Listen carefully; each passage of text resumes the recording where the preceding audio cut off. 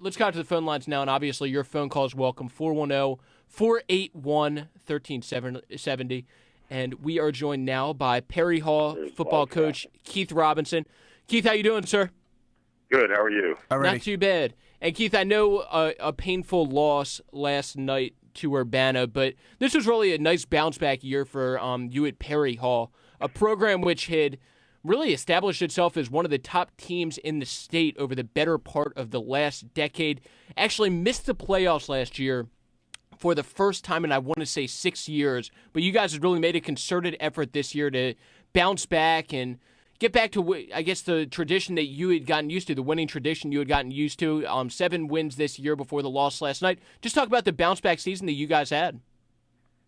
Well, from day one, we made one of our goals was to get back to the state playoffs. We feel like we've got a team that year in, year out is a perennial playoff team, and, we want to compete for a regional title and hopefully someday a state championship. So our first goal was to get back to the playoffs, and we accomplished that.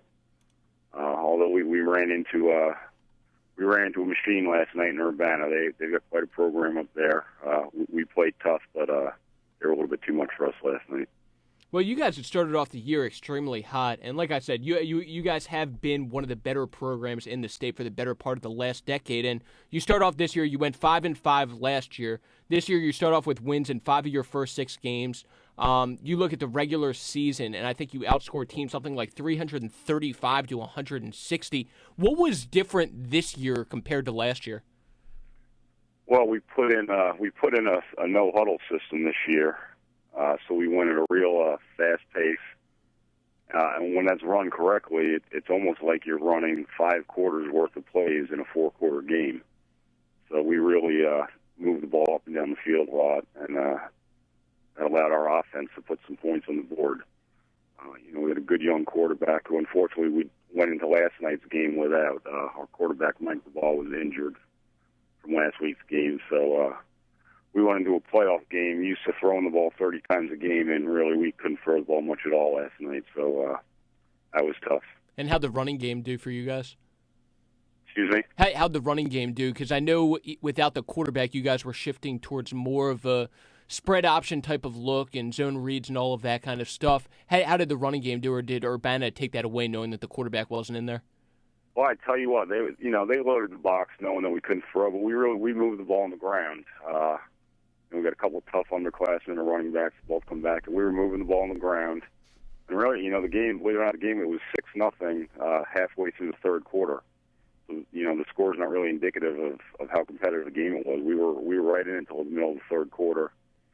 And then we gave up a long touchdown pass, and they went up 2 scores. And then, after that, we were trying to throw the ball at the end, but really that's not what we were equipped to do last night.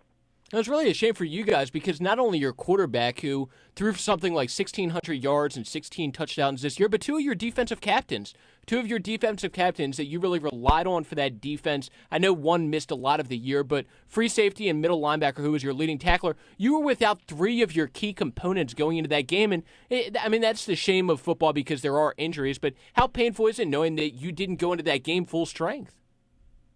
It is, and that's, we understand that's part of the game. And, this time of the year, most teams are probably playing without some of their key guys due to injury.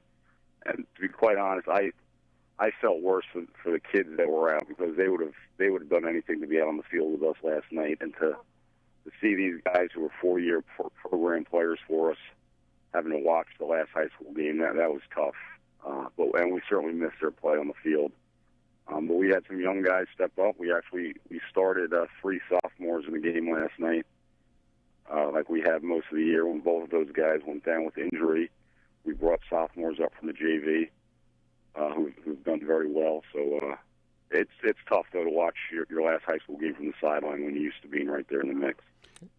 Hey, Coach, Bill West here. How are you doing with all the schools shifting around and academics and stuff like that, being able to keep recruiting kids in and keep them into the football program and trying to get the best out of your players when academics and all the schools shifting and schools closing down? How are you doing getting new recruits in every year?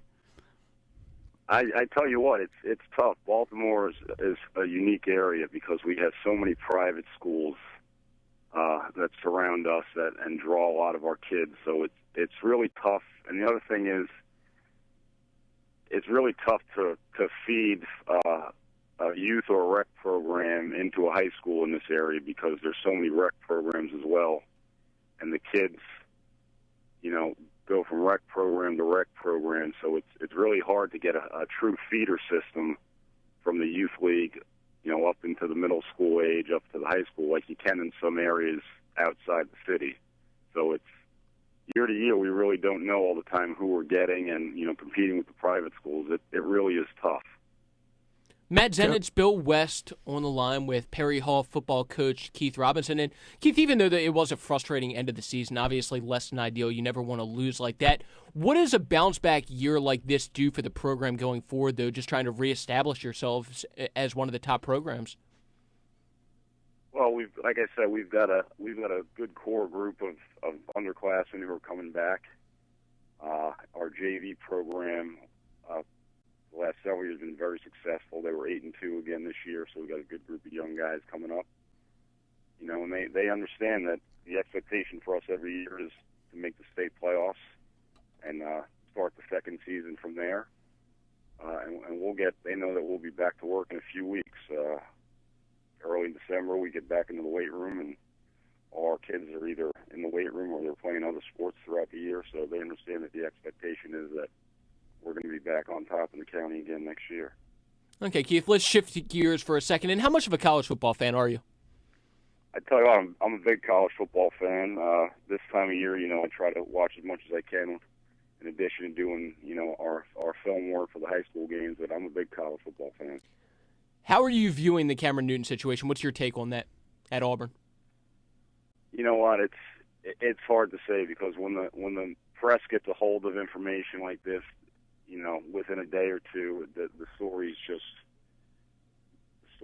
go off the charts. And I've heard so many different scenarios now, and for me, I'm kind of taking a let's wait and see attitude. Let's see what sort of facts are produced, because I've heard, a lot of different stories alleging, what he did or did not do. But as far as I know, nobody's really brought any concrete evidence to the table. Do you know the shame of it to me, Keith? The shame of it is, and I know it's sad that I'll say this, and we're in a society now where you're pretty much guilty until proven innocent. And I do think that Cameron Newton did this for the simple fact it's so prevalent. This happens all over the place. It isn't just Cameron Newton. I want to say at least 50% of these top recruits take money. They do. People just don't know about it. And that's what bothers me. Cameron Newton is the one getting all of the flack right now. He's the one in trouble, and who knows how this affects his Heisman run, Auburn's national championship run. He is far from the only player to do this, and he's probably far from the only player on Auburn, quite honestly. The shame of it is, and again, this happens all the time, people that have this information seem to wait until the person is at the top or right near the mountaintop, and that's when they decide to air all this stuff. And obviously this has been out there for a while, if in fact it's true. Why are you sitting on this, and why are you waiting? And the answer is just to knock somebody down, it seems like. Yep. Hey, Coach, not change the subject here. Do you have any corners that are good college recruits that are coming up? Because the Ravens needed some help on corner side. Yeah, I saw that the other night as well. Yeah, we had a sophomore who started at corner who we think is going to be a real good player. The Ravens they've been exposed, for lack of a better term. They're certainly not the dominant defensive team they've been in the past, but their offense has caught up to the defense. So if we can win in different ways, I don't think anybody's going to complain about that. But this town seems to really magnify a loss, don't they? Absolutely. Absolutely. Matt Zenitz, Bill West on the line with Perry Hall football coach Keith Robinson. And Keith, what was your take on Thursday night? Aside from just the struggles in the secondary, what was your take on that game? Well, everybody's been talking about the same thing. It's tough to turn around in 3 days of practice and then go on the road. Both teams played on a short week, but the Ravens had to travel. Certainly that plays into it.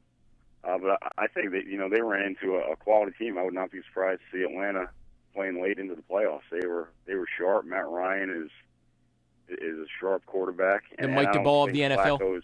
I don't think Flacco is too far behind him, but the Falcons have a quality team. Yeah, Matt Ryan kind of looked like the Mike DeBall of the NFL, didn't he? He's sharp. I mean, he reminds me a lot of Peyton Manning, where he was in control of that offense. He was making checks at the line, and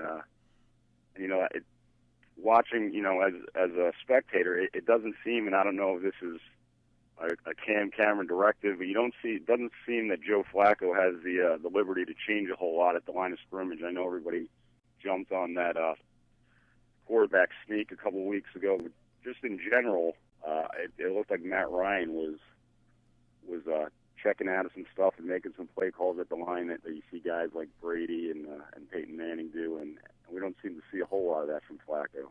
I agree, Coach. I still believe that they got him handcuffed. Well, and I said it early in the show where Matt Ryan was changing to waggles. He was checking down, and he would look like when he got up under center, he just started changing his own plays. And right. Joe seems like that he just runs the play that's given to him. Right, and I don't think that's something Joe cannot do. I'm just not sure they've given him the liberty to do that. And I don't, again, we're not in the team meeting, so I don't know for sure, but Matt Ryan really seemed to be in the driver's seat, and he made a lot of the right calls. If you were his coach and you're coaching football now, you believe that being in his third year that he has the capability of winning them big games, that they should unhandcuff him and let him make his own calls? I do, and I actually saw Joe play some in college at Delaware, where they ran kind of, a fast tempo, no huddle style. And when you get in a system like that, a lot of times your quarterback has to make some calls, and it's a lot easier to get into a rhythm in the game. And I think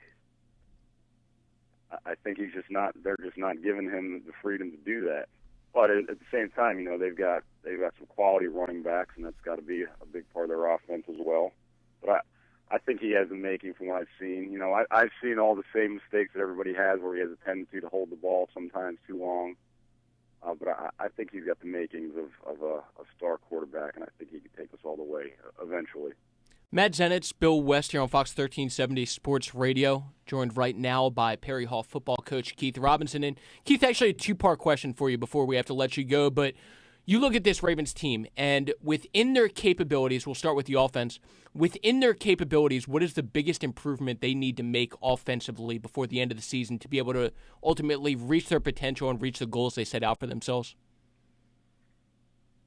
I think they need to, and again, it's cliche and people have been talking about it. I think they need to find their identity. It looks like certain games they come out and they want to throw the ball and they sort of forget about the run, and other games they come out and they run the ball, and I know it's kind of predicated on who you're playing against and the style of defense, but it just seems like they're still, here we are going into week 8 or 9. It seems like they're still looking for their identity and their style. They have all the pieces, so I think they just need to settle in. Are we going to be a physical team that runs the ball and mixes in play action pass, or are we going to throw the ball 40 times a game because we have all these receivers? It just seems they're pretty diverse. Not that there's anything wrong with that, but it seems to me like they're still struggling to find an offensive identity. And what about defensively? What's the biggest improvement, once again, within their capabilities? What's the biggest improvement they need to make defensively going forward? That's a tough one. I mean, we're getting a little long in the tooth at certain positions on defense, and the easy answer is the secondary. But believe it or not, I think it's the pass rush, and I think a lot of that is due to some of the off-season moves and some bad luck. You look at the guys we've lost from last year, whether it's an Antoine Barnes we got rid of and kind of gave up on. Terrell Suggs is, for the salary he makes, is grossly underperforming, I think. We lose Sergio Kindle to a freak accident, and so we don't know what we have there yet, but we need some big-time help with the pass rush. Absolutely, Coach. And Perry Hall football coach Keith Robinson, we appreciate you taking the time on this Saturday morning.